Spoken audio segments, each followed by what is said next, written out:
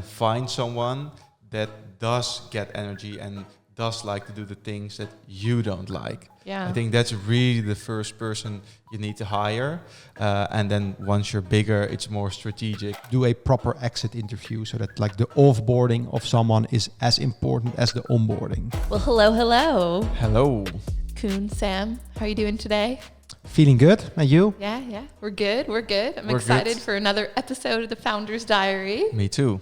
And the topic today is how do you hire, how do you fire, and how do you keep people until they retire? Well, that's a nice saying. Did you practice it?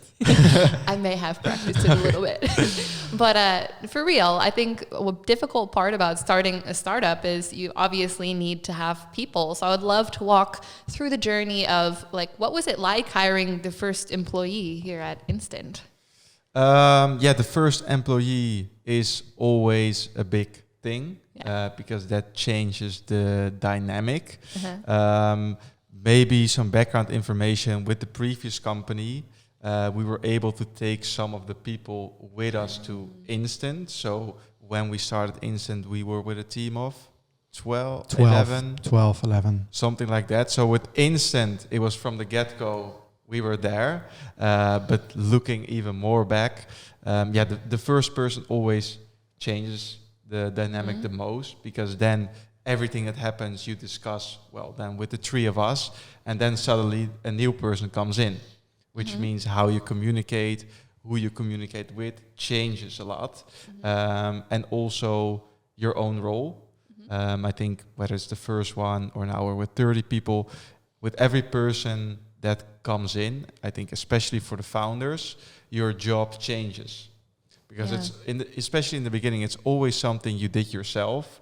So let's say Coen did sales outreach, but then we hire someone to do the outreach. That means that Coen is not going to do it anymore, so the job changes. And that's with every new person that comes in, the job changes of the founders, which is a good thing, but you also need to get used to it. I can imagine like it has to be very flexible and strange to suddenly have like all these people and maybe look back 6 months ago and your team of X amount is now doubled.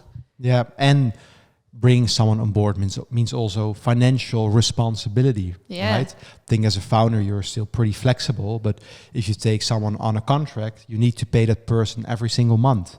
No excuses, because otherwise you jeopardize someone's financial situation. So I think it's also a really big responsibility to have full-time employees under you, because you take care of them basically, and they take care of the task in the business. I guess maybe a follow-up question is, obviously when Instant started, you brought aboard some people from the previous company, but if you're starting a business, let's say in this tech space, how do you decide what are those maybe key roles that you start with? Because as you said, every person you add is a responsibility, also is you as the founder, to make sure this is somebody that I really need and this is a position which is going to be really critical as we grow. Like, how do you go about thinking what those key starting positions are? Yeah, it depends really on what type of business you start, right? Sure, I think we were a SaaS business and we needed to build a product. So we had engineering capabilities engineering capabilities were the most important thing, and then commercials were added later on. But it depends, right? I think like what are the needs? And I think the more mature you become as an entrepreneur, the better you can spot where the business needs to hire someone. Or when you grow bigger, the manager under you decides who to hire. But it's really dependent on the business where there are needs. And when you're small, you have a lot of flexibility. You can fuck it up sometimes, right? You can hire someone in marketing, but you actually don't need that person. Hopefully not me. But then you make it work, right? Yeah, right. You still hire that person for a reason. But you come to the conclusion, maybe we needed more engineering or whatever, right? But it's the mindset of trial and error. But maybe when you're really at the start, so with the three founders or solopreneur, I think it starts with really looking at yourself. what you are good at, what you are bad at, acknowledging what you're bad at, and also what gives you energy and what you don't like to do.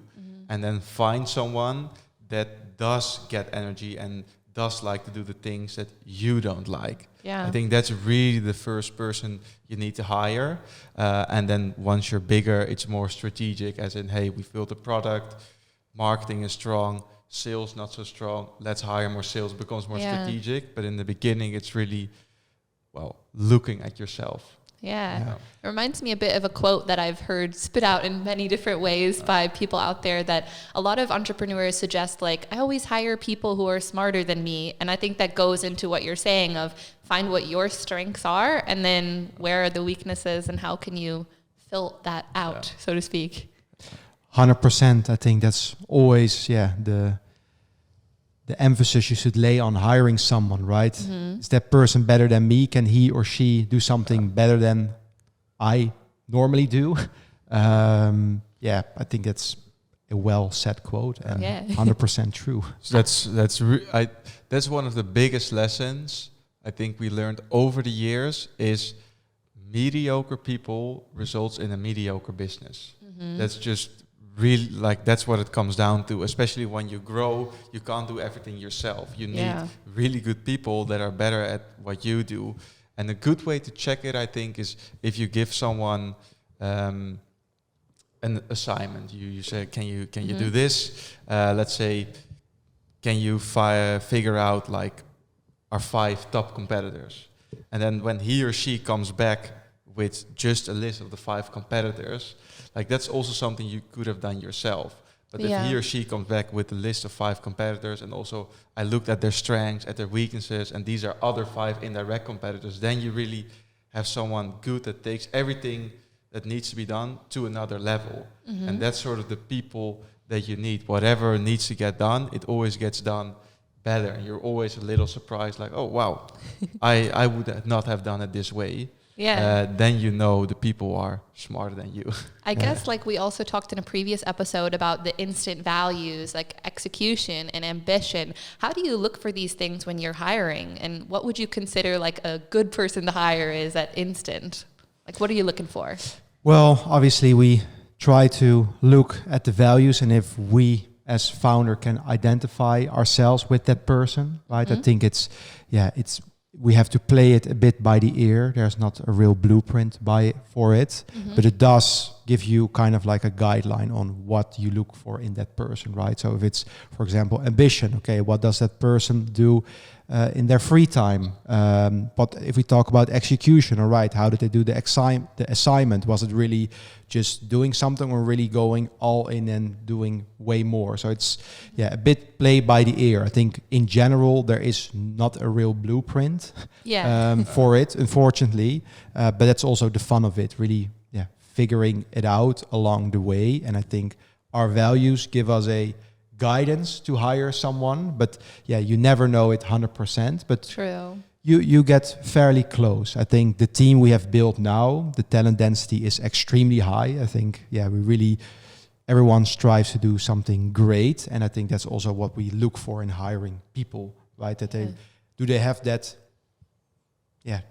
do they really level with the values we have? And can they become a great team member? Yeah, maybe you can explain a little bit about like the concept of talent density to people who are unfamiliar with the term. I think it's a good one. To explain it simple, Sam already mentioned the mediocre people gives a mediocre company. And I think having a group of people that is all equally very talented in their field really creates a talent dense culture / company. And I think that you also feel that in the air, right? Everything that is being done is just really good.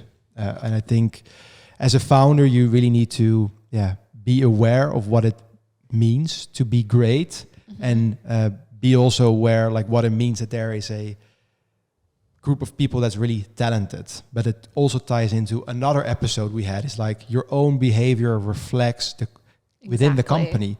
If we don't talk about new things, or we just sit on our ass every day and open up a can of beer at 4:00, well, that's also the type of people you would attract, and also the type of culture you establish. And if we sit down with new people that we hire and we explain our story, automatically they already resonate with a big and bold ambition. And then you can create the assumption that that person is also then talented, because he or she can relate to what, in this case, we say. Yeah, I think like talent density, I remember first reading about the topic in a book by Reed Hastings from Netflix, talking about how they started hiring for Netflix. And maybe the part of the elephant in the room nobody wants to talk about, but they talk about a lot in the book, is in order to keep high talent density at Netflix, sometimes it's also about knowing when to part ways with somebody. So maybe we can talk a little bit about the less comfortable part of the talent process. How do you know maybe when it's time to say goodbye, or if it's not working out with somebody, what do you do then? Yeah, in that book it also says that a business, or like if you want a talent dense business, a business is not a family, it's a team. I think and the exact same thing. If you are part of a family, whatever you do, you're still part of the family. But if you're part of a team and you screw up things a lot of the time, you are not part of the team anymore. So I think it's really just always assessing people's performance, and also just like that you have a good view on whether someone is performing or not. And when someone is underperforming, of course you need to help them, they need to be aware of it and work on it. But if nothing works, it's just underperformance on a consistent basis, then you should really think about, okay, is this business a family or is this business a team? And if someone is just underperforming, they cannot be part of the team, and that's just when you have to decide to let someone go. And if you don't do it, you will have a team with very good people, not so good people, and that also like disturbs the balance a bit to attract people. The people that come here for job interviews, they also feel whether people are really good. If they meet the team, for example, like they get a feeling of how good the team is. And if you keep the underperformance around, the overall quality of the team goes down. So I think that's just with that mindset, you have to look at it. And then you need to make the decision, of course, to do it. Just like on a team, like any sort of sports team, being the American Olympic sports metaphor, like it's all right sometimes if you have a loss, but I think like it's also really important, like in a workplace, to be open about that and be forthcoming, because like you said, you can help somebody who is clear and like saying like, look, this experiment I did, it didn't go as planned, but this is what we can learn about it, or this is what I want to try next, or I really want to take a course so I can get better at this. I think like you said, it's all about like all of those elements together. There's not really like a one size fits all, but And if you decide eventually to make that decision, which is obviously a really hard one because it impacts the team, right? Same as a football team, someone that was always in the field doing good, but they're not good, and then on the bench, right? That's also tough. But like you as a company, you can only just do the best thing for someone to give that person a good financial package, and do a proper exit interview, so that like the offboarding of someone is as important as the onboarding. That you still keep a good name out there, that you don't want like you need to part ways, but if you do that, just do it the best possible way. Although it is shitty, you need to do it the best possible way. And I think luckily it doesn't happen often, but sometimes when it happens, you need to do it the best possible way. Absolutely. And I do think that although that sometimes happens, we do get good feedback of the care then we took for a person after that situation has occurred. It's a good point. A lot of companies spend time on the onboarding, which makes sense. It's a positive thing. New people join the team. But not a lot of companies spend time on the offboarding. And that makes sense because it's not a nice thing, but I think it's maybe even equally as important how you send someone away versus how you hire them. So that's a good one, like what we basically established in the beginning. If we have to do it, how do we do it? Do we make mistakes? Yes, of course, but we do like we have put a lot of thought behind it for the person we're firing. How can we make the process as smooth as possible? Yeah. Of course. Define smooth when you're fired, obviously.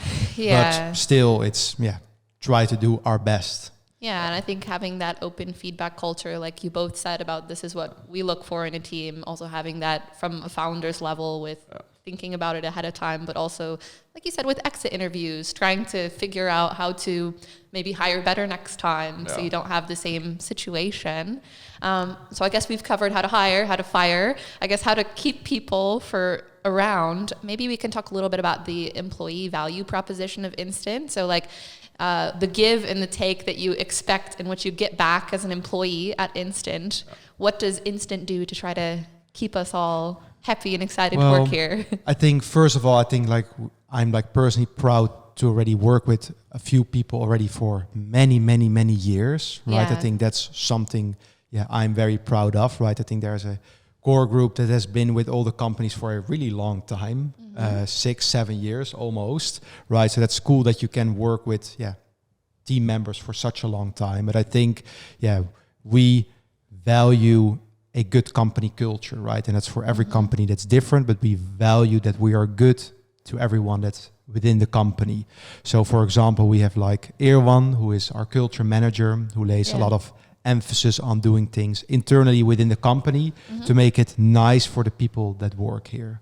And I think that's one thing, we do as like a fairly small size for a team to have such a person on board, but we do think it's very important to already invest in that we have great team events, great team outings, just a lot of cool team building activities just to make the group tight. And it's not that we do it because it says it in a book. No, it says it. We do it because we really value the people that are here. So we want to make it the best possible place for them. The other part is, I think, the work, or sort of more performance related. The only thing that I want to know when someone joins is what do they want to accomplish. And then it's sort of my job to help them get there. And I think that's really how people will stay around. If they can set goals for themselves, whether that's outside the company, inside the company, develop themselves, and that we are sort of a support network. It's not a Dutch podcast, network. A support network that basically pushes the people to achieving their goals. So I think that's one of the most important conversations to have. Like, what do you want? What motivates you? What excites you? And how can we make sure that you can do more of that? That's... It's both. It's performance and culture. I think trying to get the best out of people, but also creating an environment where they like to thrive, right? You don't want to come to an office where it's dirty, warm, no drinks. You're like, okay, what is this? Like, I think it's the complete package, right? I'm not saying what we're doing is 100% good, but I think, what we try to do, people enjoy. And that's important, that they like to be here. And then the performance, that goes hand in hand to really get the best out of people. I guess like you said, you want people to perform their best, and you want to create a culture where people can be at their best. If I had to put it in a little soundbite. I think that's perfectly how I would have said it. But maybe that also comes back, we haven't really discussed it, is how to hire good people, but also how to retain them. A mistake that we also made many times, unfortunately, is you think you need someone in the team. And so, okay, we need marketing. You look on Google, marketing job descriptions, you find some nice things, you put it on your site, and then you look for that person. But then he or she joins, and it's not really a match. They don't really have the skills that you were really looking for. And it happens a lot, especially when you're small, hiring your first people. But it's really important to sort of, for yourself as the company, have goals for the person you're hiring. So if he or she joins, what do I want them to accomplish? Yeah. And I think that journey stays on in order to retain people. Like every quarter or every year, really look, okay, what does he or she needs to do to add value to the company? You can think of it yourself or together, and just that needs to be like an evolving process also for people, that they like the work they do, that they can perform, and also you just, how to hire and retain people. I think that's one of the keys. And where do we find people? Yeah. Where do we find them? Yeah, if you want to work at Instant, this is where they're going to find you. We're dropping the T right now. instant.so/careers. Yeah. But I think, Richie, who is our head of talent acquisition, I think is a master in fishing on LinkedIn. So I think LinkedIn is like a place where we really try to approach candidates. So obviously we have open vacancies and people can apply, but we do have a process where we really go after good people, right? That we go drop into their inbox and tell them our proposition. So I think we hire always a lot of people that still work somewhere and that we scoop them away. We steal them. Yeah, I guess sometimes that's what you have to do, though. And I guess if it's a good opportunity, it can be hard to say no. Yeah.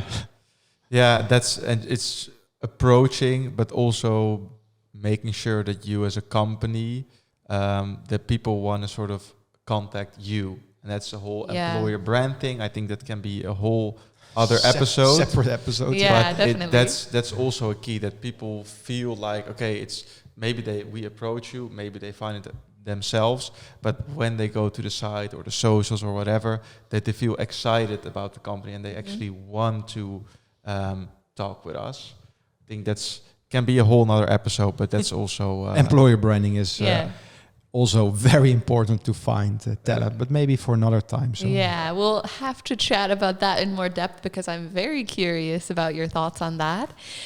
Thank you again for another great episode. I guess remember, if you want to work at Instant, check out us at instant.so. Yes. That's the place to go. And thank you both. Thank you. Thanks for listening. Bye-bye. Bye.